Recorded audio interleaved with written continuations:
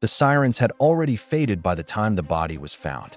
A maintenance worker discovered it just before dawn, slumped against the chain-link fence behind the county courthouse, half hidden by overgrown hedges that had swallowed years of neglect. The man's shoes were polished, his suit pressed, his briefcase still locked. The only thing out of place was his face, frozen in an expression of shock that didn't belong to a quiet administrative employee named Daniel Mercer. By noon, the press had a name for him, the witness who never testified. Mercer had been scheduled to appear that morning in a death row appeal hearing. A low-level records clerk, nothing more. On paper, he was forgettable. In reality, he was a key that fit too many locks. 3 hours after the discovery, Detective Mara Ellison stood at the edge of the crime scene, coffee cooling in her hand as she stared at the courthouse looming across the street. The building looked ordinary in daylight: glass, concrete, flags stirring lazily in the breeze. But she knew better. She'd learned, years ago, that the most dangerous places never looked dangerous at all. What was he doing back here, she asked. The uniform beside her shrugged. Security cameras went offline at 2:17 a.m., came back at 2:36. Whoever did this knew exactly where not to stand. Ellison exhaled slowly. That wasn't street crime. That was preparation. Inside the courthouse, everything moved faster than usual. Judges whispered in hallways. Clerks avoided eye contact. And one man, sitting alone in a reinforced concrete cell 70 miles away, felt the shift before anyone bothered to tell him why. Isaac Cole woke to the sound of keys. On death row, keys were the clock. You didn't need sunlight or watches. The metal-on-metal jingle told you when to stand, when to sit, when to wait.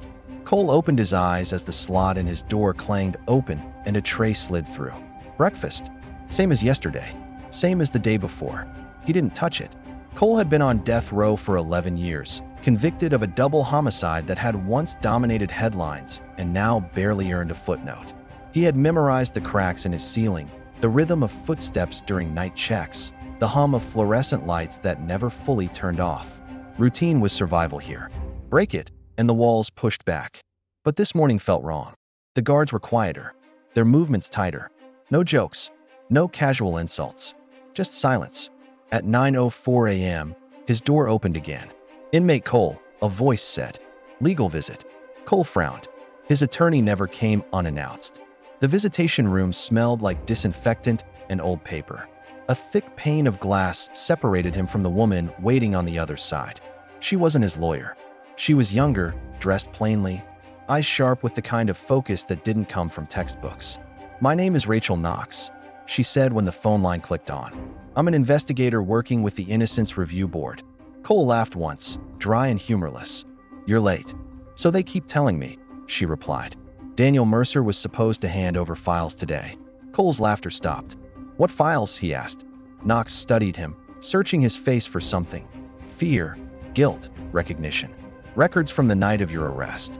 Intake logs, transport schedules, surveillance footage that was never entered into evidence. Cole leaned back, heart pounding against ribs that had grown used to disappointment. "Those files don't exist." "They did," Knox said quietly. "Until this morning." She slid a photograph toward the glass. Mercer's body, covered now, official, sanitized. "They found him dead behind the courthouse," she continued. "And every digital copy he accessed last night was wiped." Cole closed his eyes. Death row taught you patience, but it also taught you patterns. And this pattern was familiar. "Someone doesn't want the truth coming out," he said. Knox nodded. "And someone thinks you already know it." Back on the tier, news traveled faster than official statements ever did. By dinner, everyone knew someone had died. By lights out, they knew it had something to do with appeals. Men whispered through vents, tapping coded messages through the thick concrete walls. Fear moved like electricity, unseen, undeniable, and shocking to the touch. It was a language everyone on death row understood. I sat on my bunk, the thin mattress offering no comfort, staring at the small stack of letters tucked beneath it. 11 years of ink and paper. Letters from my sister, filled with forced optimism. Letters from my mother, who'd stopped writing 5 years ago, the silence louder than any word she'd ever written. Letters from strangers who swore they believed me, their faith a heavy burden.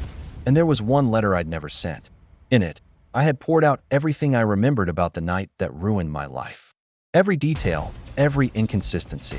The patrol car that arrived way too fast, almost as if it were waiting. The officer who already had his cuffs out before he even spoke to me. The body camera that somehow, conveniently, never turned on. Details that hadn't mattered back then. Details that mattered more than anything now. The next morning, my lawyer, Knox, returned. Her face was paler than usual, the shadows under her eyes darker. Her voice was low, urgent. "They reassigned the judge," she said, her words tight. Again, my jaw tightened. It felt like a recurring nightmare. "How many does that make?" I asked, my voice a low growl. "3," she replied, leaning closer to the thick glass that separated us. "And someone accessed your file at 3:12 a.m. last night. There was no authorization code." My blood ran cold. "Who?" Knox hesitated, glancing over her shoulder as if the walls themselves had ears. "A corrections supervisor. His name is Thomas Greer." The name landed heavy in the sterile air between us. Greer. He'd been there from the very beginning. A ghost in the machine of my incarceration. He'd overseen my intake, my transfer to death row. He was there for my first execution date, before it was stayed at the last possible second. Greer knew the system like muscle memory. He was part of the system. "What does he want?" I asked, the question hanging between us, heavy with dread. Knox didn't answer right away. When she finally did, her voice barely carried through the phone receiver. "Cole, I think he wants to make sure you never leave this place alive." That afternoon, an inmate just 2 cells down was removed from his cell. No explanation, no struggle. He just vanished. He never returned. The silence he left behind was deafening. That night, I heard footsteps stop outside my door for longer than usual. A guard leaned in, his shadow stretching long and distorted across the concrete floor. "You should stop digging," the guard said softly, his voice a chilling whisper. "Some men don't survive curiosity in here." I met his gaze through the narrow window of my cell door. "I've already been sentenced to death," I reminded him, my own voice flat. The guard offered a thin, humorless smile. "Trust me," he said, "there are worse ways to die." At 2:17 in the morning, the cameras on my tier went dark.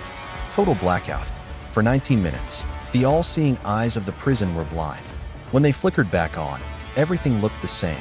But when morning arrived, a single sheet of paper lay on my floor, slipped through the food slot during the blackout.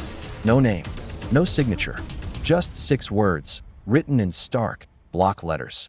"Routine is what keeps you alive." I stared at the message until my hands started to shake. The routine. Wake up, count, eat, yard, count, lockdown. The monotonous rhythm that had governed my life for over a decade. It was meant to break you down, but now it was a lifeline, a warning. Because for the first time in 11 years, death row wasn't just a place where you waited to be killed by the state. It had become a place where someone else was actively hunting you, and they were watching my every move. The game had changed. This wasn't just about proving my innocence anymore. This was about survival.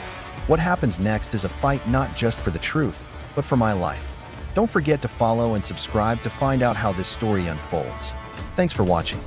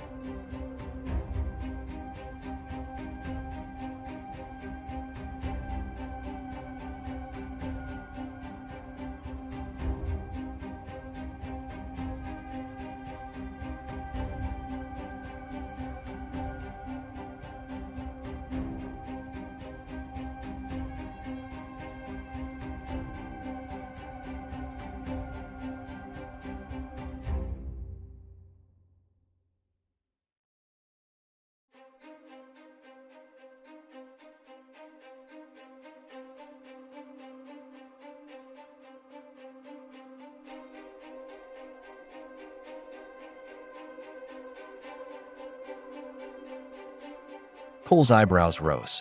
That sounds good. It would be, she said, if he hadn't cleared out his office first. Files vanished. Hard drives wiped. A storage locker Greer had rented under his wife's name was emptied overnight. But we found one thing, Knox said. She slid a single photograph under the glass. It showed a small object resting on a metal table. A flash drive. Old. Scratched. Tagged with a faded evidence sticker. Mercer copied its contents before it disappeared, Knox said. And he hid the backup. Cole leaned forward. Where? Knox hesitated. That's the problem. He didn't tell anyone. Not even his wife. The search became a race against erasure. Knox tracked Mercer's movements during his final week. Parking garages, coffee shops, storage facilities. Meanwhile, inside Redwood, the pressure mounted. Cole's recreation hour was canceled twice without explanation. His mail arrived late. Guards searched his cell 3 times in 1 week, overturning what little he owned. During one search, a guard leaned close and whispered, "You don't look good in orange. Black suits you better." Execution attire. The threat was clear. Then came the blackout. At 1:48 a.m., the lights flickered. The hum of electricity died. Darkness swallowed the tear. Cole stood, heart hammering. Footsteps approached his cell. A flashlight beam sliced through the window. "Cole," a voice said quietly. "Get on the floor." It wasn't protocol. "Now," the voice repeated. Cole didn't move. The door opened. 2 men entered. No name tags. No radios. Just gloves and intent. They didn't beat him. They didn't shout. They leaned close. "You've been very busy," one said. "That ends tonight." Before Cole could respond, alarms screamed back to life. Lights flooded the tier. The men froze. "Count," someone shouted down the corridor. The intruders stepped back, faces masked again by professionalism. By the time other guards arrived, they were gone. Cole sank onto his bunk, lungs burning. The next morning, Knox arrived with bloodshot eyes and a triumphant smile that didn't quite mask the fear underneath. "We found it," she said. Cole closed his eyes. "A bus station locker," she continued. "Mercer paid cash. No cameras." "What's on it?" Cole asked. Knox's smile faded. "Enough to destroy careers." The drive contained raw footage from the night of Cole's arrest. Unedited. Untouched. It showed another man entering the holding room. Thomas Greer. It showed Greer placing an item on the table. A small bag. A piece of evidence that didn't belong to Cole. And it showed Greer removing it before the cameras went dark. Planted. Then erased. "This changes everything," Cole whispered. "Yes," Knox said. "Which is why they'll try to kill you before it goes public." As if summoned by her words, a guard appeared at the door. "Inmate Cole," he said. "Pack up." "Where am I going?" Cole asked. The guard's expression was unreadable. "Administrative transfer." Cole looked at Knox. She shook her head slightly. This wasn't scheduled. As Cole was led away, he caught sight of another man being escorted in the opposite direction. Thomas Greer, still wearing his uniform, still smiling. And as their eyes met, Greer mouthed 2 words. "Too late." The van doors slammed shut. And for the first time since his conviction, Isaac Cole wasn't sure death row was the most dangerous place. The night was ink black, the kind that swallows sound whole.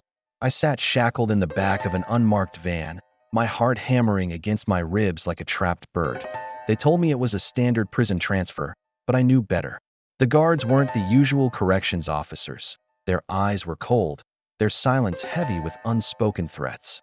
This wasn't a transfer. This was a one-way trip.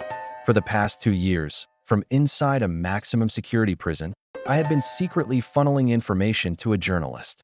Information about Warden Thompson and his network of corruption that ran so deep it poisoned the entire state's justice system. Bribes, smuggling, frame-ups. It was all there. My last message had been the final piece of the puzzle, a ledger detailing kickbacks from a powerful state senator. I knew they'd find out I was the source. I just didn't think it would be this fast. The van rumbled down a deserted back road, miles from any town. This is it, I thought. A shallow grave in the middle of nowhere. My whole life flashed before my eyes, not the good parts, but all the mistakes that led me here. The van screeched to a halt, throwing me against the metal cage. Outside, shouts erupted. Doors were wrenched open, and blinding flashlights flooded the darkness. But instead of the cold steel of a gun barrel, I saw the crisp, professional uniforms of the state police. State police. Hands where I can see them. The 2 men escorting me were pulled from the van and cuffed, before they could even react. A state trooper with a stern but reassuring face unlocked my shackles. "You're a hard man to find, Mr. Evans," he said. "Your journalist friend was worried. Said you had one last delivery for us." It was happening. It was actually happening. The journalist had gotten my message to the right people. I wasn't just an inmate anymore. I was their star witness. Back at the state barracks, under the bright, sterile lights, I laid it all out. Every dirty deal, every silenced witness, every life ruined by Warden Thompson and his cronies. I connected the dots, leading them straight to the senator who thought he was untouchable. The investigation was swift and decisive. It was like a house of cards collapsing. News headlines exploded. Warden Thompson, the state senator, and a dozen others were indicted. The corruption that had festered for years was finally being cut out. My testimony was the scalpel. As a reward for my cooperation and in light of the new evidence showing I'd been framed for the original crime that landed me in prison, my case was reviewed. The parole board granted me an early release. The day I walked out of those prison gates, the sun felt warmer than I remembered. I wasn't just a free man. I was a man who had reclaimed his own justice. It's a strange feeling to lose everything and find your purpose in the wreckage. My past will always be a part of me, but now, it's a reminder that even in the darkest of places, a single voice speaking the truth can be loud enough to bring down an empire. I'm starting over, and this time, I'm building a life on solid ground. Thanks for watching my story. If you believe in second chances and the power of truth, hit that subscribe button. You never know whose story you'll hear next. Cole watched his own story unfold from a distance, reading headlines on a shared television, recognizing his name spoken by anchors who'd never seen the inside of a cell. The system he'd learned to fear now tripped over itself, trying to appear clean. Rachel Knox became the face of the investigation. She testified before committees, her voice steady as she laid out the chain of corruption, how routines were manipulated, how blackouts were timed, how silence was enforced not with chaos, but with order. Death row, she said during one hearing, is not just about execution. It's about control, about breaking people so completely that the truth feels heavier than the sentence. Daniel Mercer's name was cleared. His family received answers, though no apology could touch what they'd lost. Moreno's death was reopened. Flint's relocation investigated. Patterns emerged, too many to ignore. And still, Thomas Greer remained missing. The day Cole's conviction was officially vacated, the courtroom was packed. Cameras lined the walls. The judge's voice echoed as she read the ruling, her words formal, restrained, inadequate. Based on newly uncovered evidence and procedural misconduct, she concluded, this court hereby overturns the conviction of Isaac Cole. Cole didn't move at first. 11 years had trained him not to trust good news. When he finally stood, the room erupted, not in cheers, but in noise. Reporters shouted questions. Marshals cleared a path. Rachel Knox met him at the door. "You're free," she said. Cole stepped outside. Sunlight hit his face fully this time. Wind moved through trees. Somewhere nearby, traffic hummed, a sound so ordinary it nearly brought him to his knees. Freedom felt unreal, fragile. He spent his first weeks in a small apartment arranged by advocates, relearning simple things, choosing meals, unlocking doors, sleeping without lights burning all night. Routine still clung to him like a second skin. At night, he dreamed of keys. 3 months later, a body was found. A former transport officer, retired, found in his garage, staged to look accidental. No forced entry, no witnesses. On the concrete wall behind him, carved small and deliberate, was a familiar symbol, a circle intersected by 3 lines. The iron circle. Rachel Knox stared at the photograph long after the call ended. "They think Greer's still out there," Cole said quietly. "I know," she replied, "and I think he wants us to know it." The investigation reopened under a new name, a new task force. But something had shifted. The circle wasn't hidden anymore. It was exposed. That night, Cole received a letter. No return address. Inside was a single sheet of paper. "Routine is what keeps you alive," it read. "And I know all of yours." Cole folded the letter carefully and placed it on the table. He looked at the door, at the lock, at the freedom he'd fought for. Some sentences ended. Others didn't. And somewhere, inside America's most restricted prison units, someone was already watching the clocks, waiting for the next routine to break. If you think this story was intense, you're not ready for the next one.